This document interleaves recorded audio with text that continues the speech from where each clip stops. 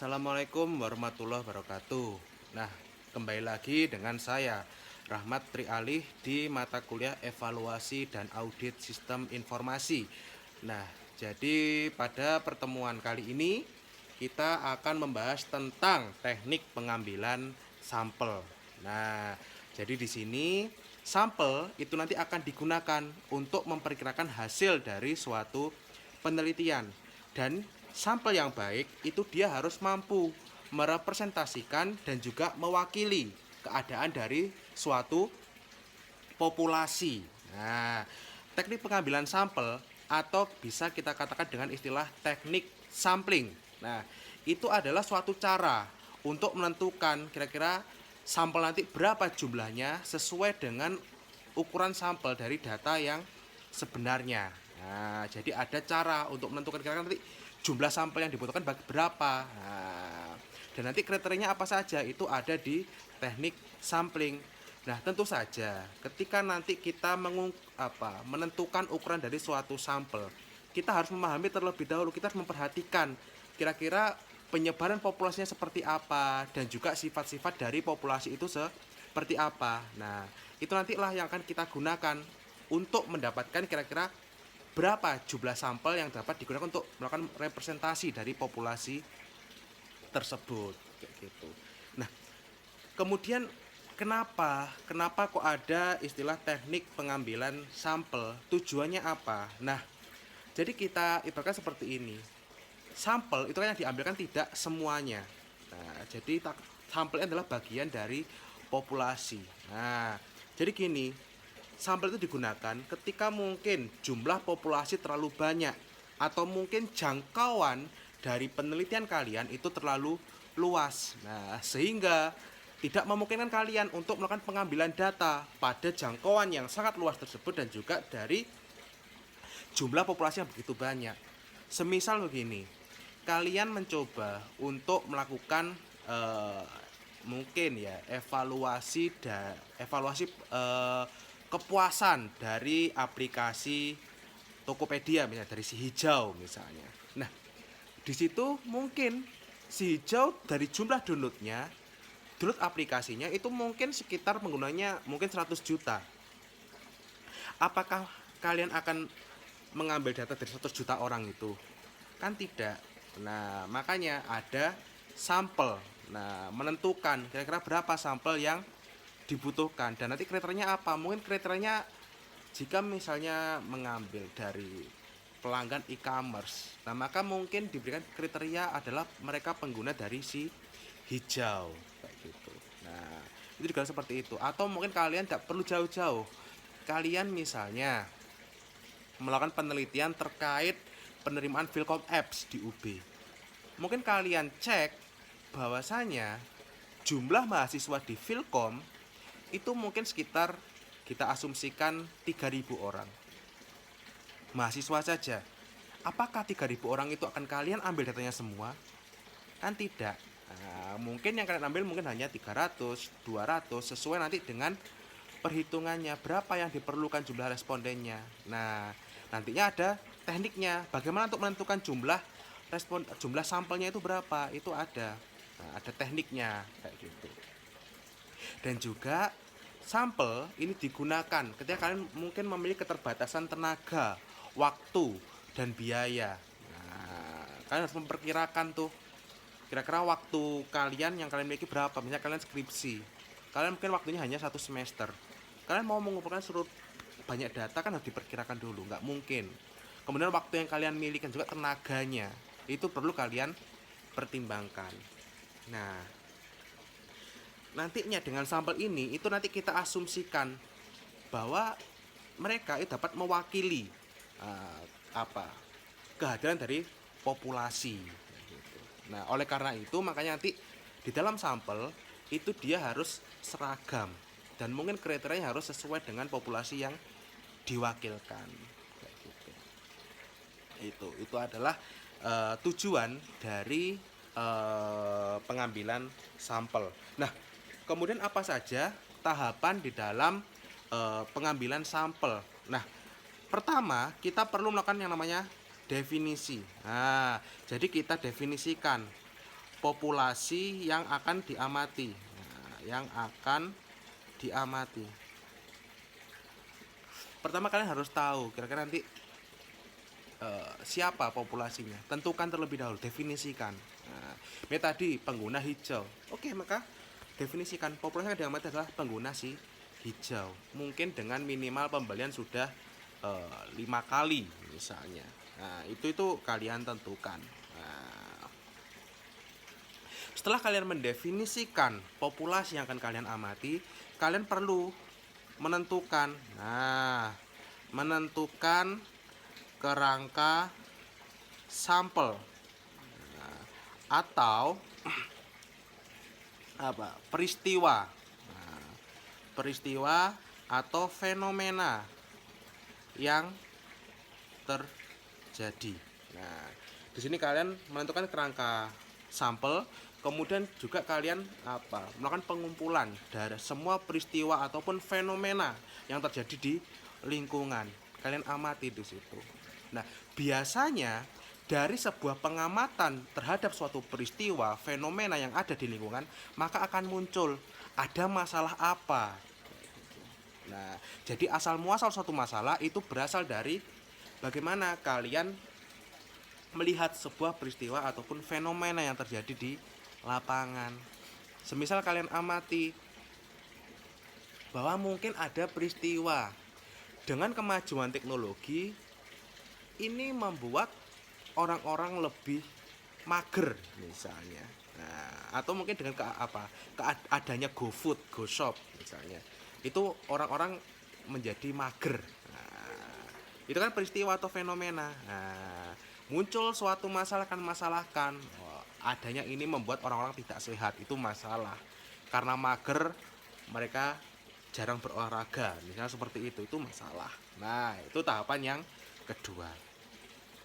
Tahapan yang ketiga, setelah kalian sudah menemukan suatu masalah yang berasal dari peristiwa atau fenomena tadi, maka kalian perlu untuk menentukan teknik. Teknik atau sampling yang tepat. Nah, di sini kalian mungkin akan ada dua teknik sampling ya. Di situ ada mungkin probability sampling dan juga non probability sampling. Itu nanti akan dijelaskan juga. Nah, itu akan dibahas lebih lanjut. Dan yang keempat, setelah kita menentukan teknik atau metode sampling yang tepat, kita perlu melakukan pengambilan sampel. Pengambilan sampel ini merupakan bisa kita katakan sebagai pengumpulan data. Nah, di sini kita mulai mengumpulkan data sesuai dengan teknik yang kita tentukan tadi. Nah, setelah data selesai dikumpulkan, maka lakukan pemeriksaan ulang. Nah, jadi ini melakukan pemeriksaan terkait proses sampling yang sudah dilakukan. Nah, pemeriksaannya untuk apa? Pemeriksaannya untuk memastikan bahwa apakah data yang kalian dapatkan itu dia memang sesuai keinginan atau tidak. Karena gini, pernah nggak kalian diminta mengisi kuesioner? Nah, ketika kalian mengisi kuesioner, mungkin karena kalian buru-buru atau kalian tidak ikhlas, akhirnya kalian mengisinya random secara ngawur, nggak kalian baca. Pernah nggak seperti itu? Nah, itu maka di situ dilakukan pemeriksaan ulang untuk memastikan bahwa data yang kalian terima di situ memang diisi dengan sebaik-baiknya. Jadi bukan data yang isinya ngawur, sehingga nanti malah menghasilkan sebuah data yang jelek gitu. Nah, itu adalah definisi dari teknik pengambilan sampel, tujuan kenapa kok ada pengambilan sampel, dan juga tahapan di dalam pengambilan sampel. Nah, tadi kita sudah membahas tentang sampel. Nah, tadi dikatakan bahwa sampel ini adalah bagian dari populasi atau sesuatu yang mewakili atau merepresentasikan sebuah populasi. Nah, sekarang kita bahas lebih dalam apa yang dimaksud dengan populasi. Lantas apa bedanya dengan sampel. Nah, jadi populasi ini adalah semua objek yang dievaluasi atau diaudit. Nah, mungkin kita juga sering mengenal istilah populasi di pelajaran geografi dulu waktu mungkin SMA atau SMP atau SD. Nah, jadi populasi adalah semua, kalau di geografi, populasi dari warga negara Republik Indonesia. Jadi semua warga negara yang tinggal di Republik Indonesia. Nah, kalau di evaluasi dan audit, jadi semua objek yang dievaluasi ataupun diaudit. Semisal nih, kalian melihat jumlah mahasiswa Filkom UB itu adalah 3.000. Nah, berarti kira-kira berapa populasi mahasiswa di Filkom UB? 3.000 mahasiswa. Nah, itu adalah populasi. Nah, kemudian populasi ini memiliki beberapa karakteristik yang jelas. Nah, yang pertama adalah populasi ini kalau berdasarkan jumlahnya dia bisa kita bagi menjadi dua.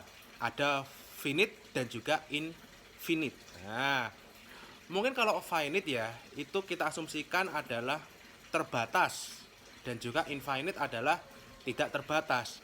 Tapi mungkin dengan bahasa lain itu ada yang menyebutkan kalau berdasarkan jumlah itu berdasarkan yang diketahui dan juga tidak diketahui. Nah, sebagai contoh misalnya, kalau tadi ada contoh adalah Filkom UB yang mana mahasiswanya berjumlah 3.000.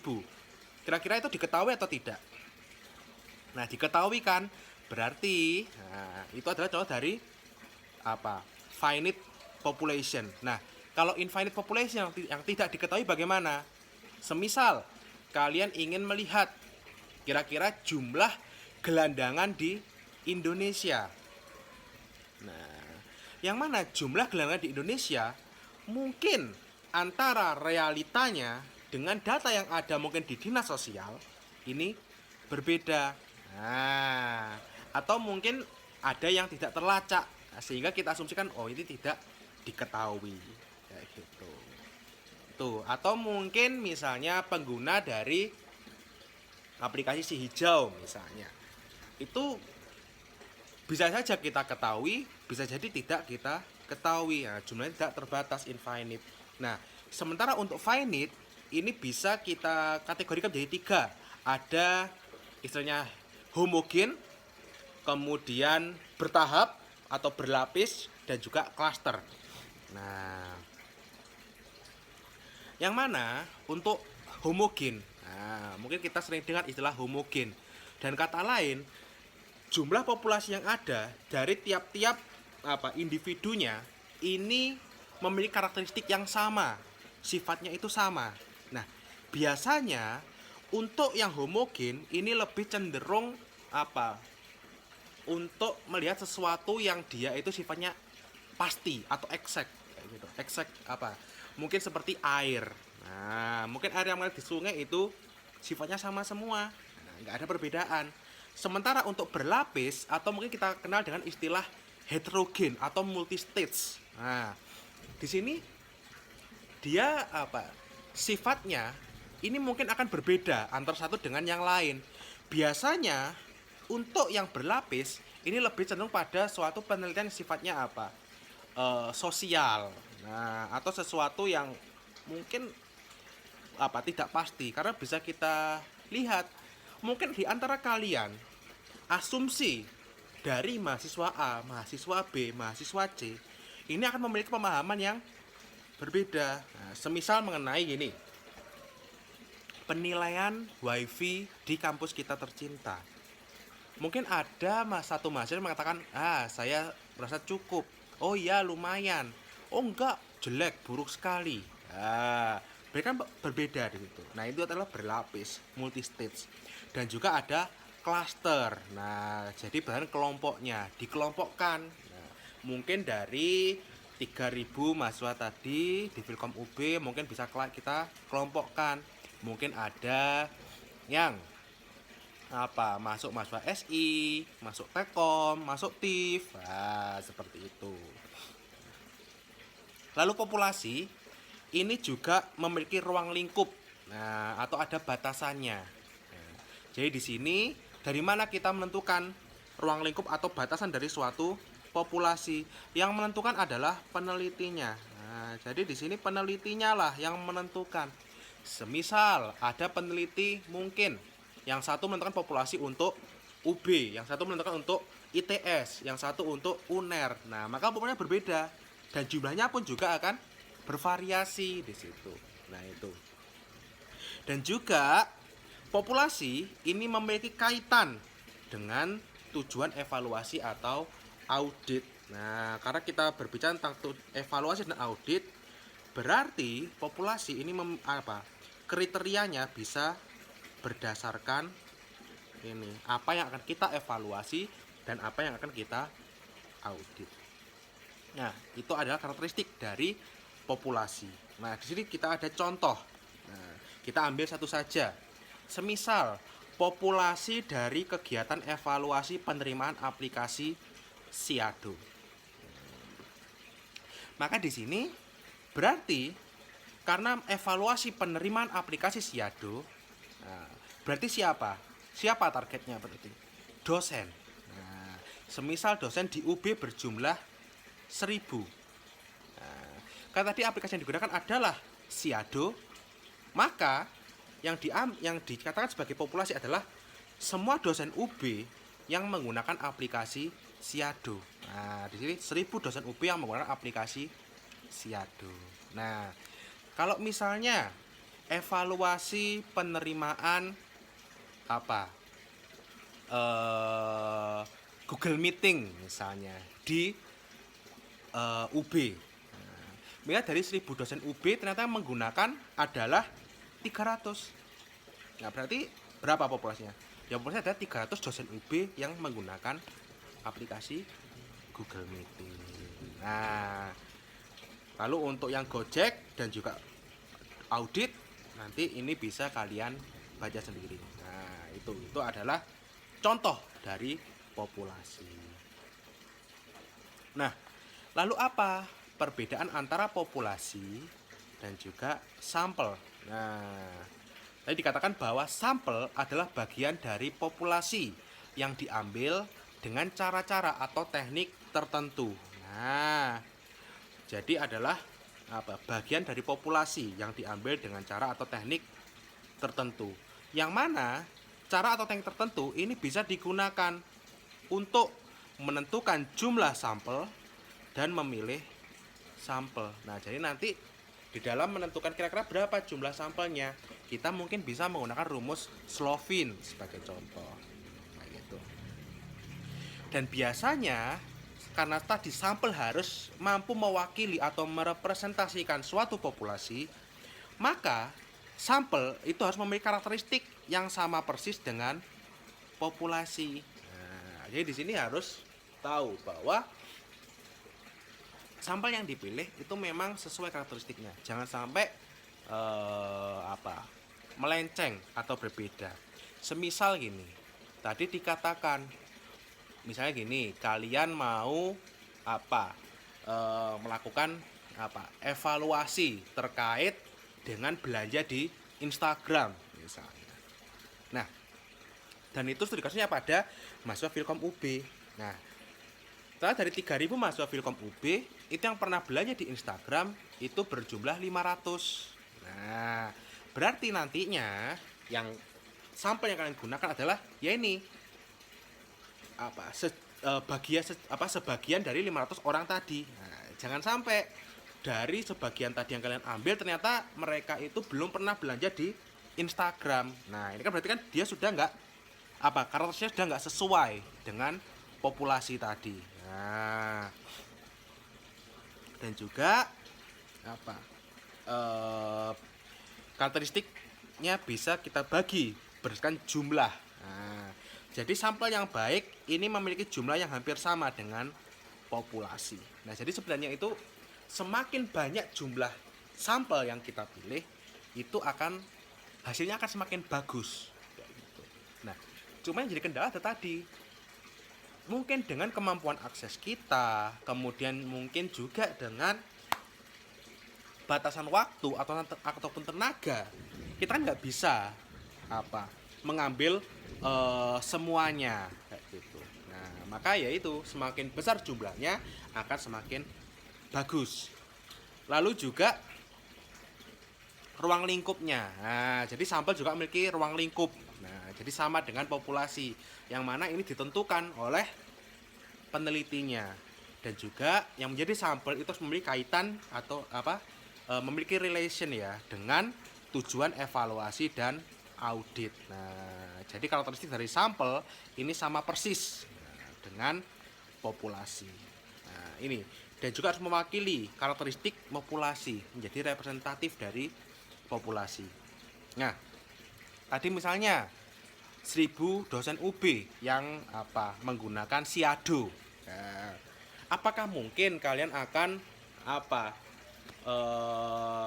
mensurvei ke 1000 dosen tadi? Dengan ada batasan waktu, batasan tenaga, kan rasanya cukup berat. Sehingga dipilihlah 30 dosen UB yang menggunakan aplikasi Siado. Nah, jadi 1000 dosen UB ini adalah populasi, 30 dosen UB adalah sampel. Nah, itu. Jadi itu bedanya antara populasi dan juga sampel. Nah, untuk contoh kedua dan ketiga bisa kalian baca sendiri juga. Nah, di dalam populasi itu kita juga mengenal beberapa istilah. Jadi jadi dalam teknik pengambilan sampling itu kita nggak hanya cuma sekedar mengenal istilah sampel dan juga populasi saja, tapi ada beberapa istilah. Yang mana untuk populasi kita mengenal dua istilah. Ada yang namanya populasi target dan juga populasi akses. Nah, populasi target itu adalah populasi aktual, di mana kita sebagai peneliti itu ingin melakukan generalisasi, tapi secara real itu mungkin jarang untuk dapat dipenuhi. Nah, jadi di sini harapan, populasi target itu adalah harapan. Jadi harapan peneliti di mana suatu data atau informasi akan diperoleh. Sementara populasi akses ini adalah populasi di mana observer atau peneliti itu dapat melakukan generalisasi secara real. Nah, bagaimana menentukan real atau tidaknya itu dilihat dari tersedianya kerangka sampel. Nah, sebagai contoh gini, misalnya kita menentukan bahwa targetnya itu adalah seluruh UKM yang berada di Pulau Jawa atau seluruh UKM yang ada di seluruh Indonesia. Kalau kita hitung, mungkin untuk Pulau Jawa saja UMKM-nya mungkin berjumlah berapa? Kita asumsikan saja 5.000 lebih misalnya. Nah, tapi ternyata secara realnya ketika kita ingin pengimplementasiannya, kita ternyata hanya mendapatkan data dari UMKM yang ada di Jawa Timur saja. Nah, berarti target yang diharapkan adalah UMKM di Pulau Jawa atau seluruh Indonesia. Tapi data populasi aksesnya yang mungkin bisa kita dapatkan datanya, ini hanyalah UKM yang berada di Jawa Timur. Semisal kalian ingin melakukan evaluasi penerimaan social commerce misalnya di generasi Y misalnya, maksudnya di generasi Y. Generasi Y kalau seluruh Indonesia kan ada dari Aceh hingga Papua. Nah, tapi kan nggak mungkin, akhirnya udahlah generasi Y-nya kita ambil di Malang ataupun Surabaya saja. Itu nanti kita lakukan untuk mengeneralisir atau untuk menjadi perwakilan dari semuanya di seluruh Indonesia misalnya. Nah, maka populasi targetnya adalah generasi Y di seluruh Indonesia, dan populasi aksesnya itu adalah generasi Y yang ada di Malang ataupun Surabaya. Tuh. Dan juga di dalam pemilihan sampel ini juga ada istilahnya. Kita mengenal nanti ada istilah elemen, ada istilah sampling unit, ada istilah populasi, ada istilah sampling frame, dan juga unit observasi. Nah, elemen ini adalah satuan terkecil. Nah, jadi di sini satuan terkecil, yakni unit terkecil di mana data akan diukur. Mungkin dari orang, mungkin dokumen, mungkin perusahaan ataupun kelompok.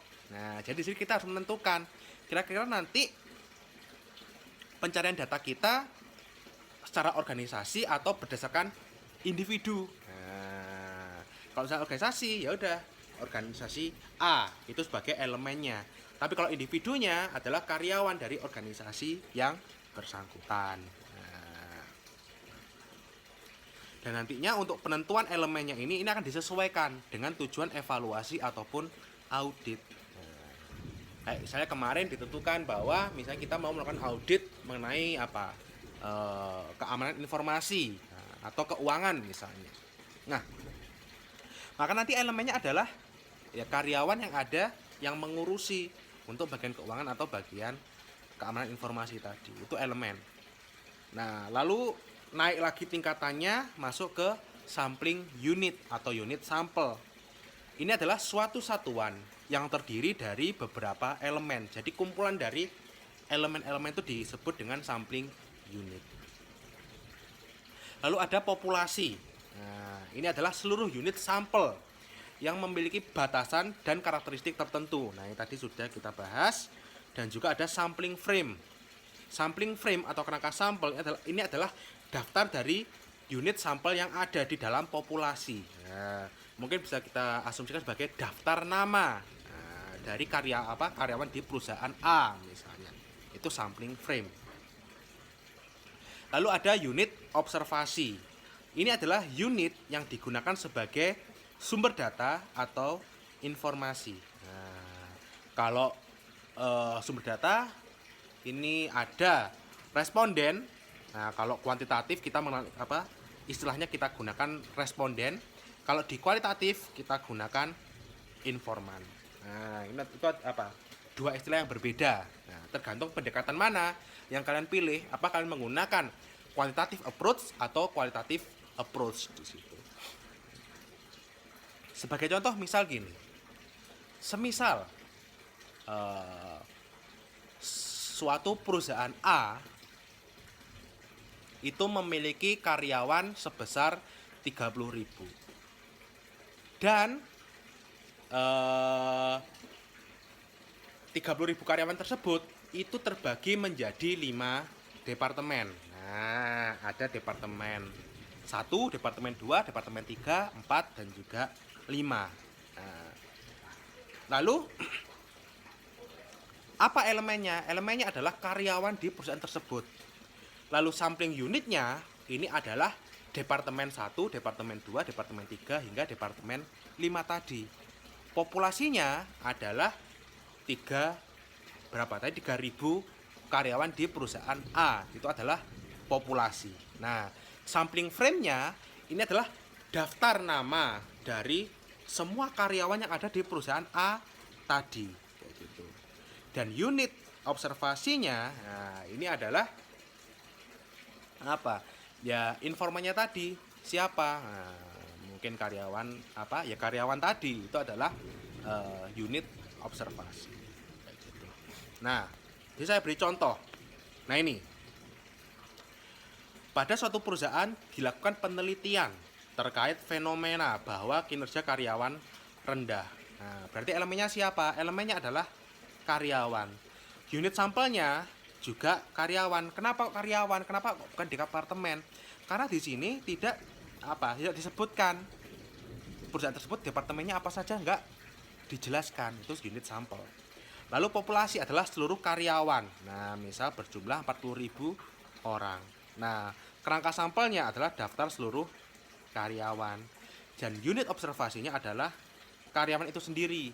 Nah, jadi di sini yang dikatakan sebagai unit sampel ini adalah yang dikatakan sebagai unit observasi ini adalah mereka yang terpilih menjadi responden ataupun informan. Nah, itu contoh yang pertama. Contoh yang kedua, dilakukan survei tentang tingkat pendidikan petani di Kabupaten Trenggalek. yang mana daftar keluarga petani tidak tersedia secara lengkap di sini. Hanya tersedia daftar RT yang ada di Kabupaten Trenggalek. Nah, jadi di sini yang tersedia hanyalah daftar RT yang ada di Trenggalek. Nah, dari kasus ini maka bisa kita tentukan bahwa elemennya adalah keluarga petani. Ini adalah keluarga petani. Unit sampelnya adalah RT. Nah, dan populasinya adalah seluruh RT. Kenapa kok seluruh RT? Nah, karena keluarga petaninya itu nggak lengkap. Yang tersedia hanyalah daftar RT saja. Nah, berarti di sini populasinya adalah daftar RT ini. Kayak gitu. Lalu kerangka sampelnya ini adalah daftar seluruh RT di Kabupaten Trenggalek. Nah, tadi kan daftar RT yang jadi ada RT 1, RT 2, RT 3, RT 4 hingga RT 200 misalnya. Nah, itu daftar kerangka sampel. Unit observasinya ini adalah keluarga petani yang mungkin mereka terpilih menjadi informan ataupun responden tadi. Nah, itu. Ini adalah bagian pertama dari teknik pengambilan sampel, yang mana kita membahas tentang sampel dan juga populasi. Nah, di video berikutnya kita akan membahas mengenai teknik di dalam pengambilan sampel. Oke, jadi sekian untuk video yang pertama. Kita bertemu lagi di video yang berikutnya. Bye bye.